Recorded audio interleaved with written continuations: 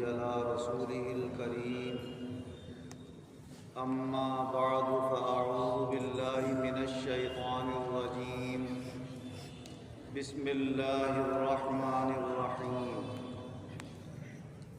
ألا بذكر الله تطمئن القلوب۔ اللہ تبارک و تعالی اپنے کلام عظیم میں ارشاد فرما رہا ہے کہ خبردار ہو جاؤ، بے شک دلوں کو سکون اور اطمینان اللہ کے ذکر سے حاصل ہوتا ہے۔ یوں تو ہر وقت جب بھی بندہ اپنے مولا کو یاد کرتا ہے تو اس کے دل کو سکون اور اطمینان محسوس ہوتا ہے، اور چاہے وہ بندہ مذہب اسلام سے تعلق رکھتا ہو یا کسی بھی مذہب سے تعلق رکھتا ہو، ہر ایک اپنے اپنے مذہب کے مطابق یہ عقیدہ رکھتا ہے کہ ہمارا کوئی بنانے والا ہے، ہمارا کوئی پیدا کرنے والا ہے، ہمیں کوئی سہارا دینے والا ہے، جسے دوسرے مذہب والوں کی زبان میں کہا جاتا ہے کہ آستھا رکھتا ہے۔ تو وہ آستھا کیا ہے؟ سہارا ہے، ان کے دلوں کا سکون اور اطمینان ہے، اور وہ ذکر جو اللہ تبارک و تعالی نے قرآن پاک کے ذریعے بیان فرمایا، حضور صلی اللہ علیہ وسلم نے اپنی مبارک حدیثوں میں بیان فرمایا، وہ دلوں کے سکون اور اطمینان کے ساتھ ساتھ اللہ کی رضامندی کا بھی سبب ہے۔ حضور نبی اکرم صلی اللہ علیہ وسلم کی توجہ عالی کا بھی سبب بنتا ہے۔ تو اس میں جب ایمان کے ساتھ یہ ذکر کرتا ہے تو اللہ تعالیٰ اسے دوہرے فائدے پہنچاتا ہے۔ اور یہ اللہ کا ذکر خاص طور سے اس وقت جب خدا نخواستہ کسی بندے کے سامنے کوئی ایسی پریشانی کی صورت آ جائے جس کا اسے کوئی حل نظر نہیں آتا، اسبابی حیثیت سے جدھر غور کرتا ہے، دائیں طرف غور کرتا ہے تو نا امیدی نظر آتی ہے، بائیں طرف غور کرتا ہے تو نا امیدی دکھتی ہے، آگے اور پیچھے دیکھتا ہے، نیچے اور اوپر دیکھتا ہے، اپنے اور پرایوں پر نظر ڈالتا ہے کہ ہے کوئی جو اس وقت میرے کام آ جائے، تو کبھی کبھی کوئی چیز کام آنے والی نظر نہیں آتی۔ یوں ہی لے لیجئے کہ کوئی موذی مرض کسی کو گھیر لے تو اس وقت نہ رشتہ دار اس کی مدد کر سکتے، نہ پیسہ اس کی مدد کر سکتا ہے، ڈاکٹر بھی اپنی حتی الامکان کوشش کرتے ہیں، نصیب میں ہوتا ہے تو بندہ نکل جاتا ہے، اس سے بیڑا پار ہو جاتا ہے اور صحت یاب ہو جاتا ہے، اور ورنہ اسی میں اٹکا ہوا ہے۔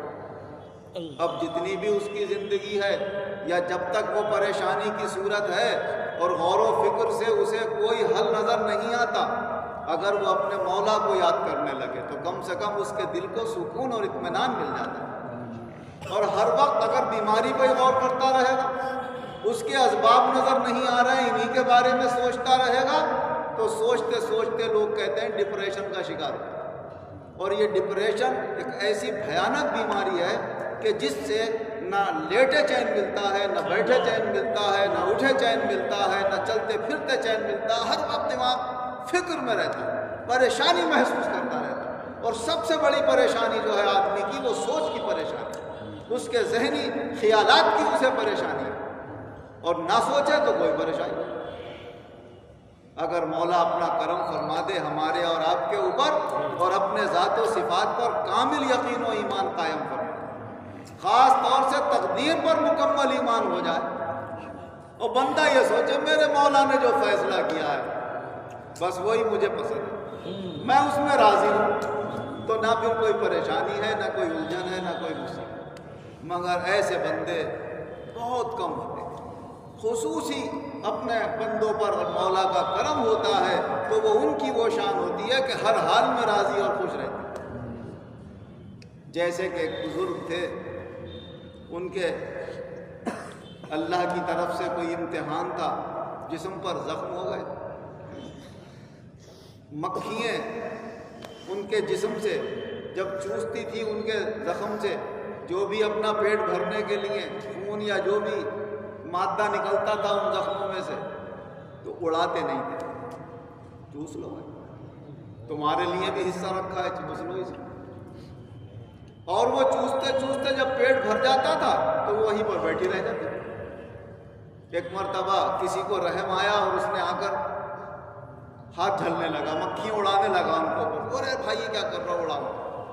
کہا کیوں؟ کہا یہ اڑ جائیں گی تو اب اس جگہ نئی مکھیاں آ کے بیٹھیں گی جو بھوکی ہوں گی، تو وہ پھر چوسیں گی تو اس سے تکلیف ہوگی۔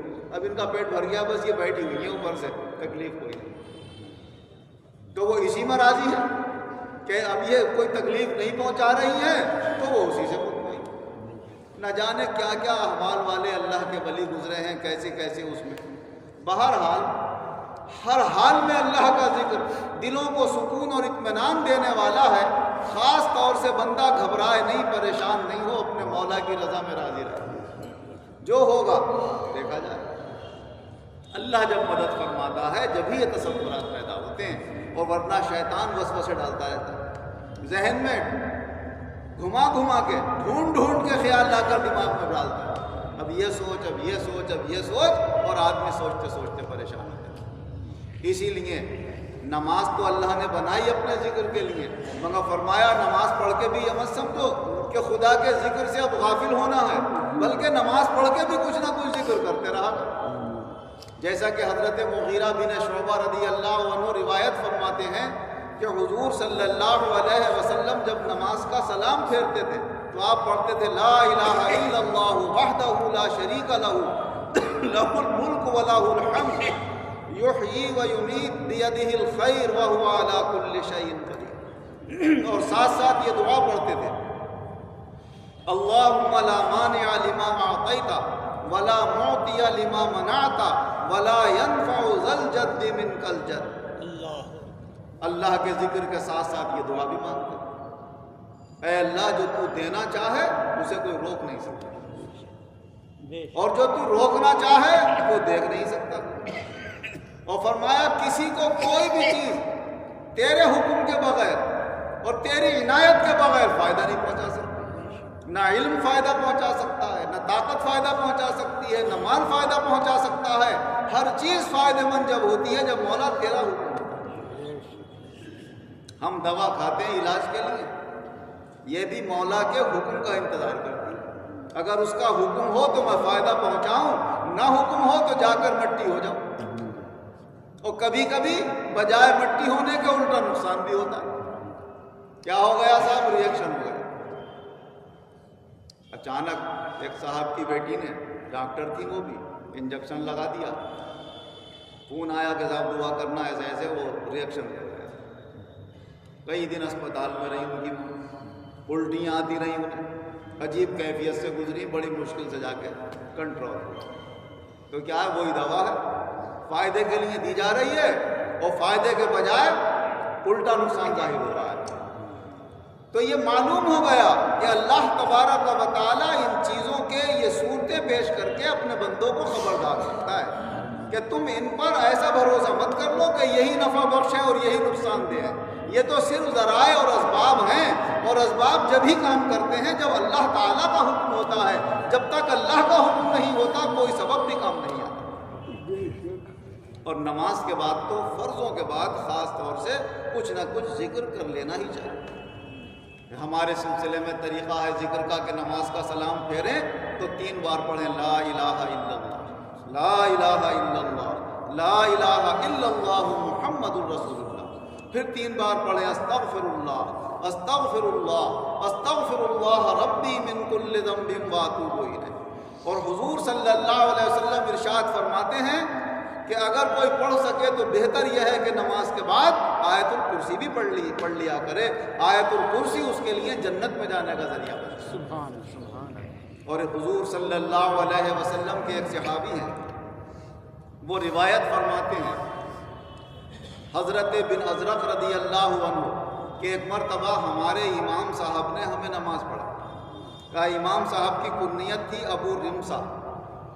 نماز پڑھانے کے بعد انہوں نے سلام پھیرا اور مقتدیوں کی طرف منہ کر کے بیٹھ گئے، اور پھر فرمانے لگے کہ دیکھو جیسے میں نے تمہیں اس وقت نماز پڑھائی ہے، ہم نے بھی ایک مرتبہ نماز حضور صلی اللہ علیہ وسلم کے ساتھ پڑھی تو حضور نے بھی سلام پھیر کر ایسے ہی مقتدیوں کی طرف منہ فرما دیا۔ فرماتے ہیں مجھے یاد ہے کہ اس نماز میں حضرت ابو بکر صدیق رضی اللہ عنہ بھی تھے، حضرت عمر فاروق رضی اللہ عنہ بھی تھے، اور یہ دونوں حضرات حضور صلی اللہ علیہ وسلم کی دائیں جانب کھڑے ہوئے تھے، یعنی صف میں دائیں جانب۔ کہ جب حضور صلی اللہ علیہ وسلم نے نماز پڑھائی تو ایک شخص جو شروع تکبیر تحریمہ سے شریک ہوا تھا، پہلی تکبیر سے نماز کی شریک ہوا تھا نماز میں، اس نے بھی نماز کا سلام پھیرا حضور صلی اللہ علیہ وسلم کے ساتھ۔ کہا سب لوگ تو سلام پھیر کر بیٹھے رہے اور وہ شخص جلدی سے کھڑا ہو کر سنتوں کی نیت باندھنے لگا۔ تو حضرت عمر رضی اللہ عنہ نے اچھل کے اس کے کندھوں پہ ہاتھ رکھ کے وہاں بیٹھ جا، پہلی امتیں اسی وجہ سے ہلاک ہوئی ہیں کہ ان کی نمازوں میں کوئی فاصلہ نہیں ہوتا۔ تو حضور صلی اللہ علیہ وسلم نے ارشاد فرمایا عمر اللہ نے تمہیں درستگی کو پہنچایا۔ حق بات یہی ہے کہ نماز کا فرضوں کا سلام پھیر کر فوراً کھڑا نہیں ہونا چاہیے، کچھ نہ کچھ ذکر کر لینا چاہیے، کچھ نہ ہو تو کم سے کم ایک مرتبہ لا الہ الا اللہ محمد الرسول اللہ پڑھنا، یا جو ذکر بھی یاد آ جائے وہی پڑھنا۔ حضرت عائشہ صدیقہ رضی اللہ عنہ روایت فرماتی ہیں کہ حضور صلی اللہ علیہ وسلم نماز کا سلام پھیر کر کم سے کم اتنی دیر تک تو بیٹھتے ہی تھے جتنی دیر میں آدمی پڑھے گا اللہم انت السلام ومنک السلام تبارکت یا ذا الجلال والاکرام۔ حدیث پاک میں اتنے کلمات ہیں، ویسے جو ہم پڑھتے ہیں یہ دعا نماز کے بعد ان کلمات کو بھی پڑھ سکتے ہیں، کیونکہ حضور صلی اللہ علیہ وسلم نے فرمایا جتنی اچھائی کرو گے اتنا ہی تمہیں زیادہ فائدہ پہنچے گا۔ جیسے کہ حضور صلی اللہ علیہ وسلم سے ایک شخص پوچھنے لگا کہ یا رسول اللہ میرے پاس ایک درہم ہے یا دینار ہے، کس کے اوپر خرچ کروں؟ فرمایا تیرے اوپر پہلے تیری جان کا حق ہے، پہلے اپنے اوپر خرچ کر۔ کہا حضور پھر بچ جائے تو کس پہ خرچ کروں؟ فرمایا اپنے بیوی بچوں پہ خرچ کر۔ کہا حضور پھر بچ جائے تو کس پہ خرچ کروں؟ فرمایا پڑوسی کے اوپر خرچ کر۔ کہا پھر بچ جائے تو کس پہ کروں؟ فرمایا جس پہ تو سمجھے، جتنی خیر کا کام کرے گا اتنا ہی تجھے ثواب ملے گا۔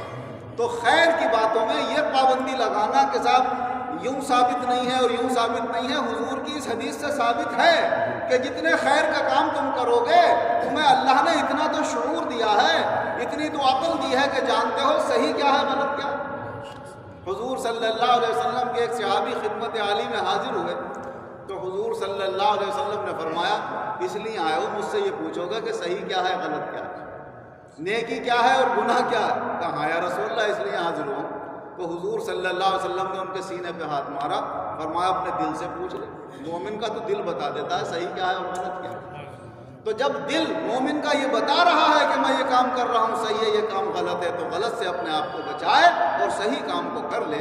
لہٰذا اگر ہم یہ دعا بھی پڑھ لیں نماز کے بعد اللہم انت السلام ومنک السلام والیک یرجع السلام حینا ربنا بالسلام وادخلنا دار السلام، اور بعض لوگ دار السلام کے پہلے جنت کا لفظ بھی لگاتے ہیں وادخلنا الجنت دار السلام، تو وہ دار السلام کی پہلے تفسیر ہو جاتی ہے کہ دار السلام سے مراد بھی کیا ہے؟ جنت ہے، چاہے اس کا نام جنت کہہ کر لے لو چاہے دار السلام کہہ کے لے لو، مراد اس سے دار السلام۔ تبارکت ربنا وتعالیت یا ذا الجلال والاکرام۔ تو اتنے کلمات آپ نے جتنے بڑھا دیے اتنا اللہ کا ذکر زیادہ ہو گیا، اور جتنا اللہ کا ذکر زیادہ ہو گیا اتنا ہی ثواب زیادہ مل جائے۔ اللہ تبارک و تعالی ہمیں فرائض و واجبات کے ساتھ ساتھ اپنے ذکر کی کثرت کی بھی توفیق عطا فرمائے، اور ہر مصیبت آفت بلا سے اللہ ہمیشہ ہم سب کی حفاظت فرمائے۔ آمین وآخر دعوانا الحمد للہ رب العالمین والعاقبۃ للمتقین والصلاة والسلام علی خیر خلقہ محمد وآلہ واصحابہ اجمعین۔ اے اللہ اپنی رحمت سے اپنے فضل و کرم سے ہم سب مسلمانوں کے گناہوں کو معاف فرما، آئندہ گناہوں سے بچنے کی توفیق عطا فرما، سب کو بیماریوں سے شفا عطا فرما، صحت کاملہ عطا فرما، قرض داروں کو قرضوں سے نجات عطا فرما، بے روزگاروں کو اچھے روزگار عطا فرما، روزگار والوں کے روزگاروں میں خیر و برکت اور ترقی عطا فرما۔ ہم تمام مسلمانوں سے مولا حسد، کینہ، بغض و عداوت، نفرت، بے وقوفی، نادانی، جہالت اور گمراہی سے نجات عطا فرما، عقل سلیم اور ہوش عطا فرما، اخلاق حسنہ عطا فرما، ایک دوسرے کو آپس میں ایک دوسرے کا خیر خواہ اور ہمدرد، ایمان و عزت کے ساتھ ہم سب کو زندہ رکھ، ایمان و عزت کے ساتھ بآسانی ہم سب کا خاتمہ فرما، ایمان و عزت کے ساتھ آخرت میں ہمارا اپنے مقبول بندوں کے ساتھ حشر فرما۔